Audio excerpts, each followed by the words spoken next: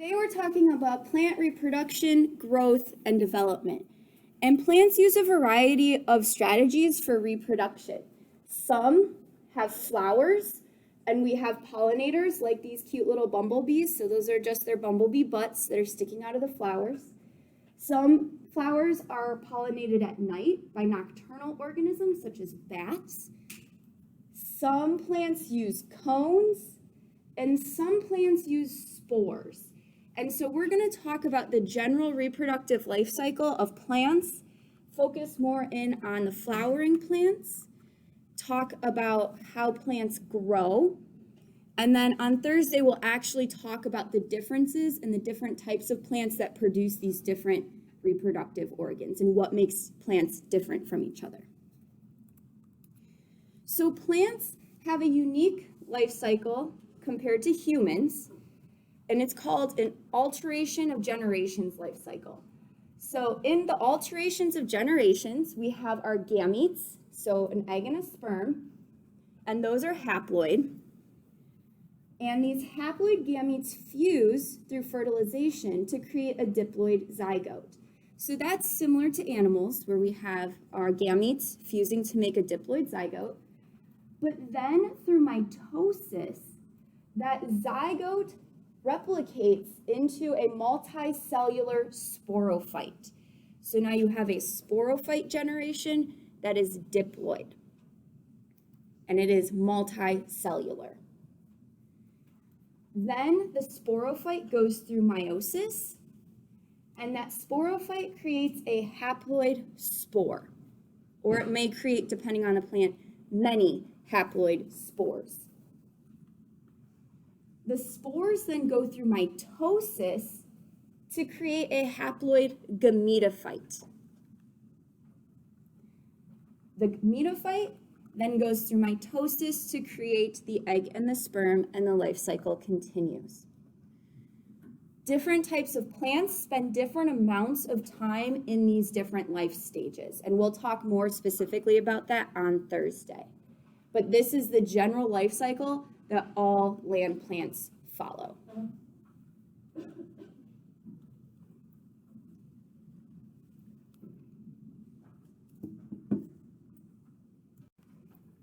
So early diverging land plants have one generation that releases sperm into the environment.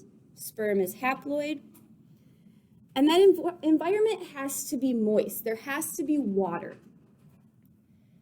That sperm will then find a haploid egg, they fuse, and then they make an offspring that is diploid. So if we're looking at our phylogenetic tree of plants, we have our most closely related groups of green algae, and they are fertilized. They need water for fertilization, but they also need water to disperse. So they have to move through water to be able to move through the environment to find an egg to fuse with. Our current living groups of land plants now are able to disperse through the air. So they have evolved the ability to produce spores which can be moved through the air. So they don't have to have water to have the sperm disperse through the environment. Most land plants, though, still require water for that sperm to meet the egg. So they need to have water for the sperm to travel to meet the egg, but then once they fuse, they can move throughout the environment through the air. Gymnosperms and angiosperms do not need water at all. So their pollen and their seeds can be spread through the air. In angiosperms, pollen can also be moved around by pollinators.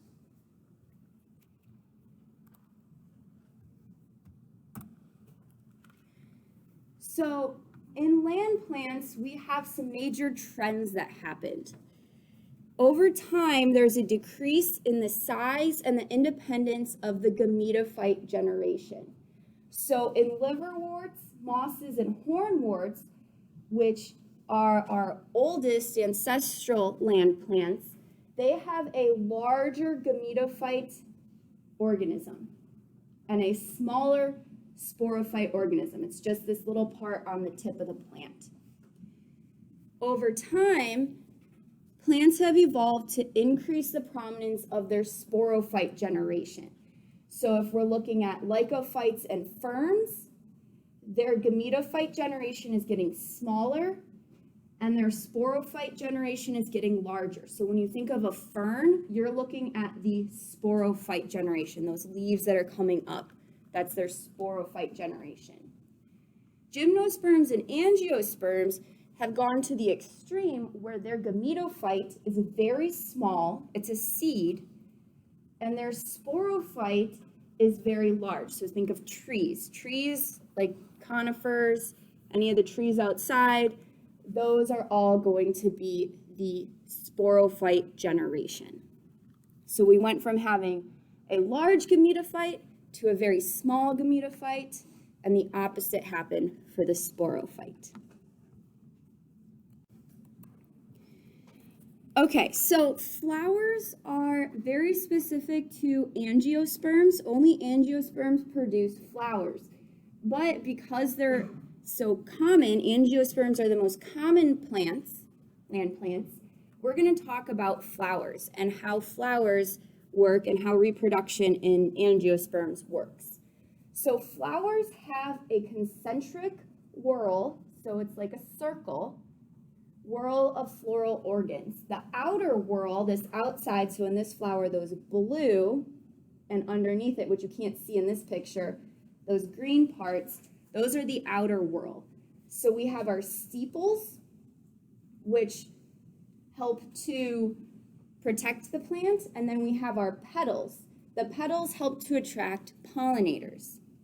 The inner whorl, so the inside of the flower, has the pollen-producing stamen. So these are the male parts of the plant. And then the ovule-producing carpels. So that's the female part of the plant. Each flower can produce one or more carpels. So sometimes these are fused together, so it looks like one. Sometimes it's more than one. So you can have multiple male and female parts to each flower. It just depends on the particular species of flower. So this is the life cycle of an angiosperm, and there's a video that I was gonna play, the link is down here, but I can't get the sound to work in the room, so while you're working on your in-class activities, if I could get the sound to play, then I'll play it for you, but you have the link to that. It's an Amoeba Sisters video. So what happens in angiosperm reproduction is you have your flower, which is the sporophyte generation. Through meiosis, the flower produces pollen, the male gamete, and it produces the ovule, which is the female gamete. You then have in this example, a pollinator, which will move the pollen from one individual to the carpel of another individual. When the pollen is attached to the proper carpel, the pollen grain will make a pollen tube, so then the pollen gamete can travel down to the ovule and it will fertilize that ovule. So here's a close-up of this. This is called double fertilization because you have your pollen tube nucleus and our ovule has multiple cells in it. So our pollen tube, our pollen nucleus will fuse with the main cell in the ovule, and that will become the seed. That will be the offspring. Over time, we have nutrients that this developing embryo will use to grow. So the seed, inside the seed, there's nutrients that allows this embryo to grow.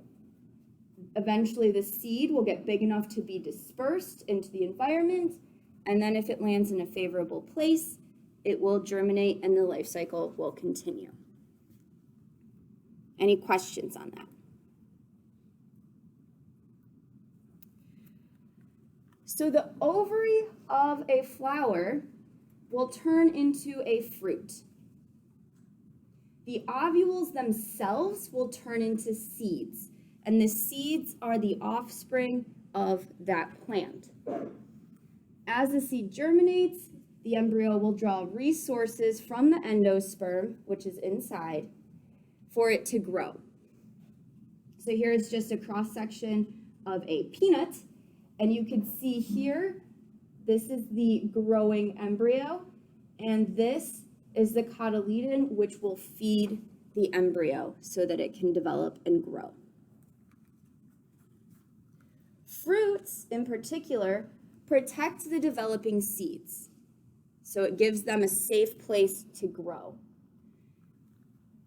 The development of fruits allowed angiosperms to colonize a wide range of habitats.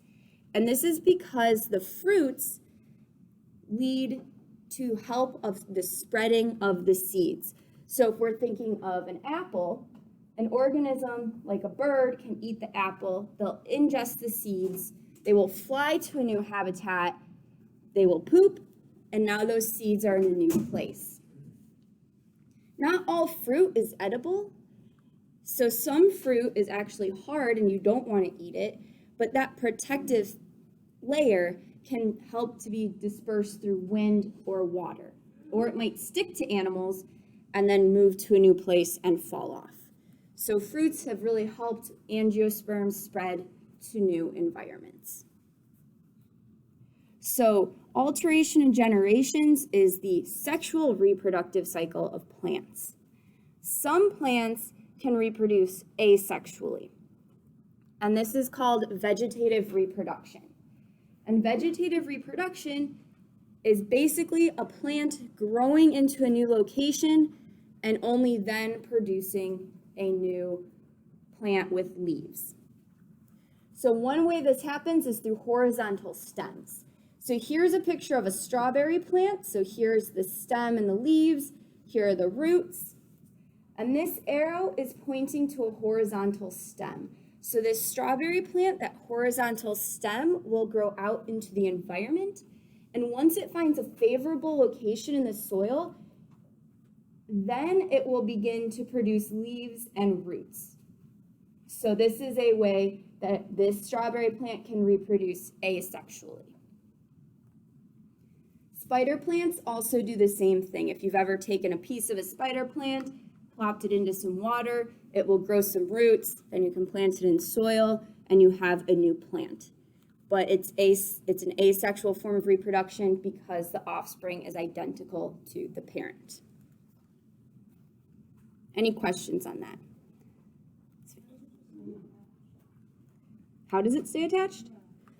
So right now when it's growing this horizontal root, that root is attached to the parent plant. Once this individual starts to actually grow its own roots, it is possible that that horizontal stem will fall off. Not always, but it can. And that new plant would be fine and self-sufficient. Any other questions? So we're going to talk about how plants actually grow. So they reproduce through alteration of generations, and then plants grow.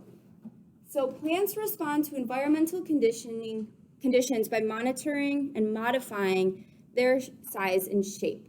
And you've noticed this if you've ever put a plant in a window, it will lean towards the sun. So they can modify some of their body based on environmental conditions.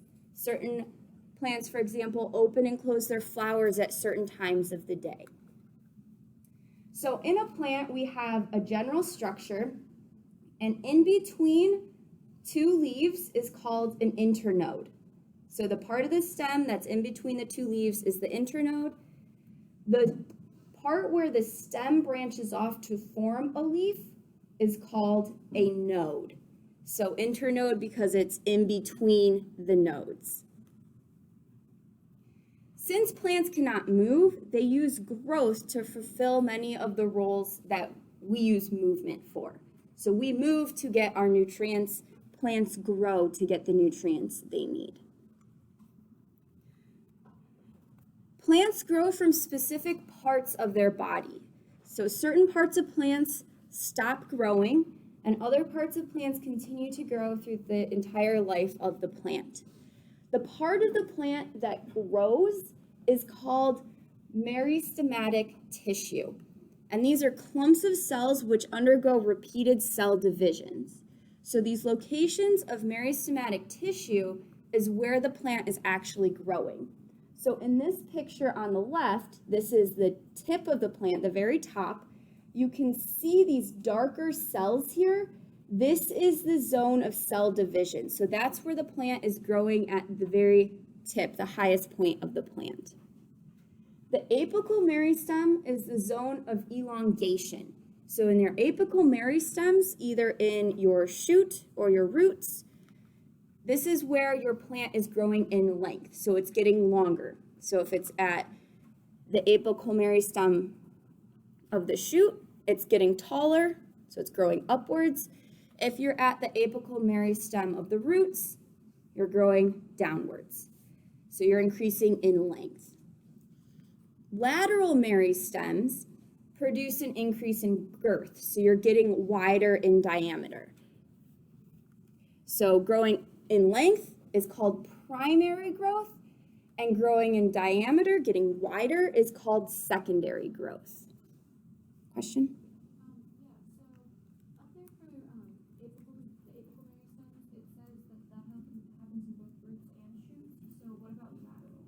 So lateral, we're actually going to go through primary and secondary growth. Yep, so if I don't answer your question, remind me. So we're going to focus first on primary growth. So that's plants getting longer. So in plants, most of the increase in cell size occurs after meiotic cell division is complete. And most of the growth is occurring in the zone of cell elongation. The zone of cell elongation is located just beneath the shoot of the apical meristem. So if we're looking at the shoot of the apical meristem, this is where most of the growth is happening, at the very tip of the plant. And one of the best ways I like to think about it is if you think of a pine tree, that very top is where that plant's getting bigger. So it's at a tip, so it's growing up taller. So as time goes on, your shoot apical meristem is what's continuing to grow. In your internodes between your branches that have the leaves, some elongation will occur, and that happens because the vacuole in the cell gets larger and larger, and so it takes up most of the space in the cell, so it makes your cell get longer.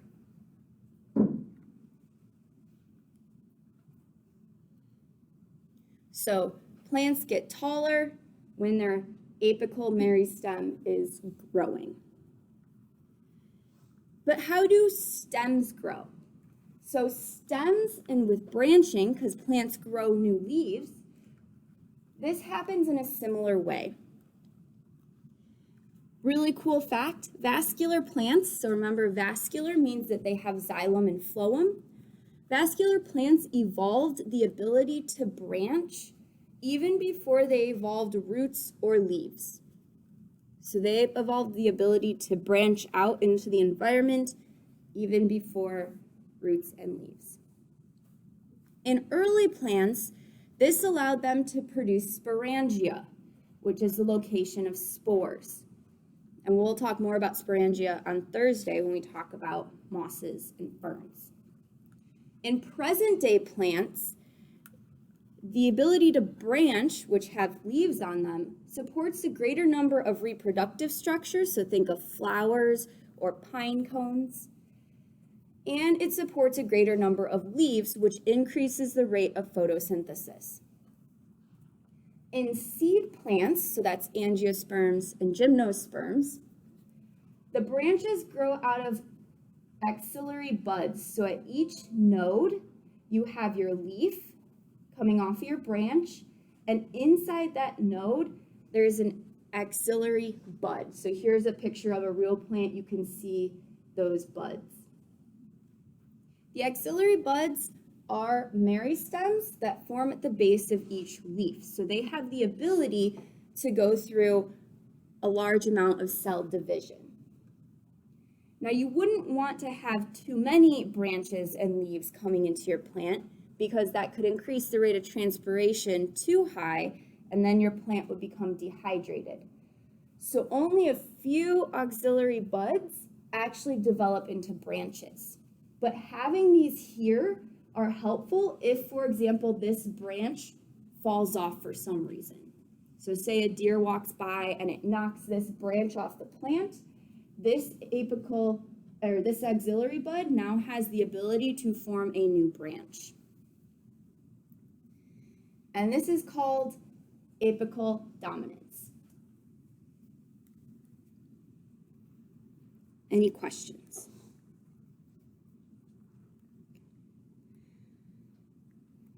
So leaves on plants can be arranged in 3 different ways. You can have alternate arrangement, so there's only one leaf at each node, so they alternate. You can have opposite, where there's 2 leaves at each node, so the leaves are opposite of each other. Or you can have a whorled arrangement, which is where you have many leaves coming out of the same spot. And different leaves have these different arrangements on plants based on environmental conditions where these plants have evolved. So if you have a plant that has an alternate leaf arrangement, it's only going to produce leaves 1 at a time from each auxiliary bud. Opposite can have 2, and whorled can have many.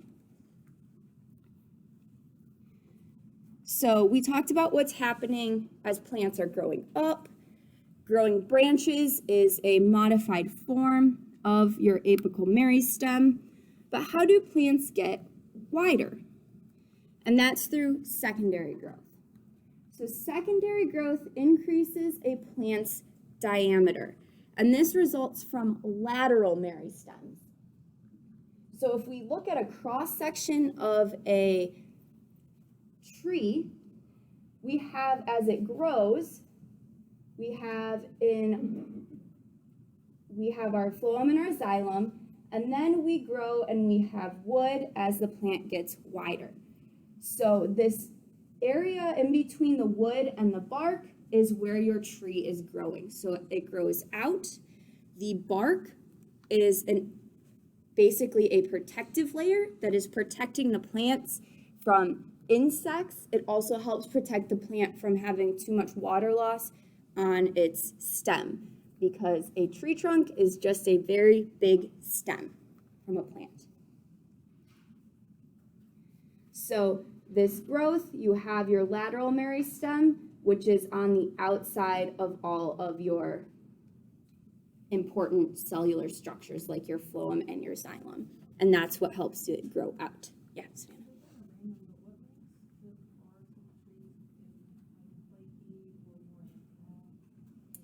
That's a great question, and I do not know the answer. Yeah, so if you couldn't hear, Savannah asked what makes the bark of different trees have different textures, like it's flaky or it's rough or smooth, and I do not know, because I am not a botanist.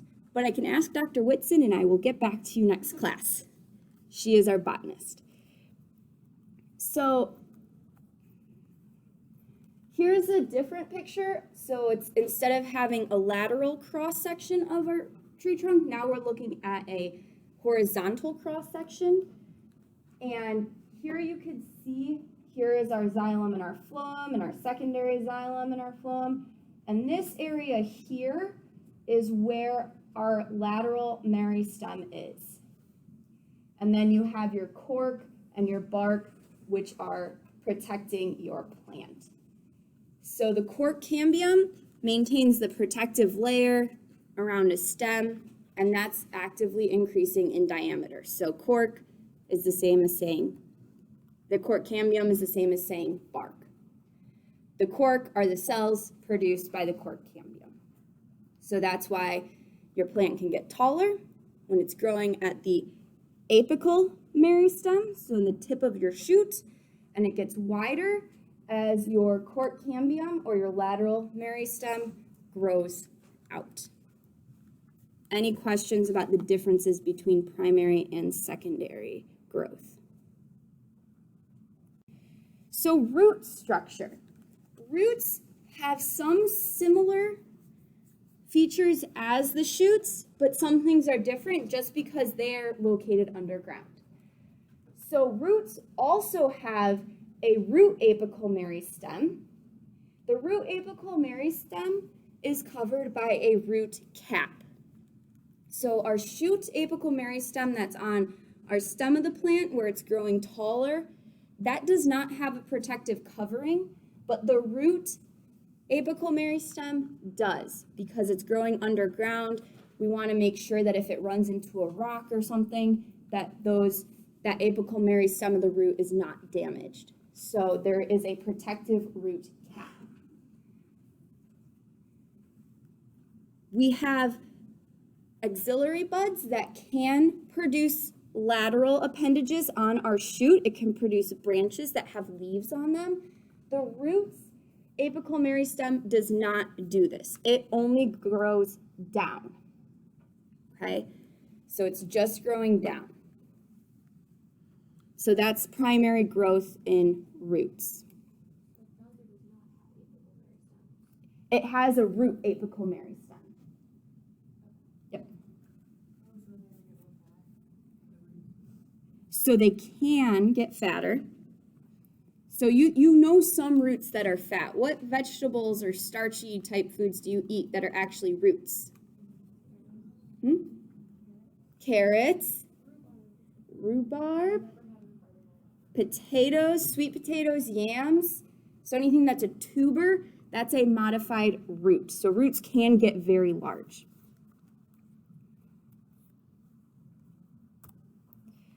So how do roots branch? Because you typically do not see a root that is just really straight down into the ground. Roots have branches that come off of them. So root branching creates an increase in surface area, which allows the root to supply water and nutrients such as nitrogen and phosphorus to the rest of the plant. Root branching occurs from the pericycle. And this is a single layer of cells just inside the endodermis that's immediately adjacent to the vascular bundle. So in this picture, here is your emerging lateral root coming from the pericycle, and it pushes out through the wall of the root. And then you have your branch. So new roots can form anywhere along that main central root for branching. And that's good because it allows that root then to grow into the environment and actually access nutrients. When it runs out of nutrients and water, those lateral branches of the roots that come from the pericycle can die, and so then they're not taking up extra resources from the plants. So those can die off, and then the root can keep growing down and then extend further into the ground to access more nutrients as the roots grow. Any questions?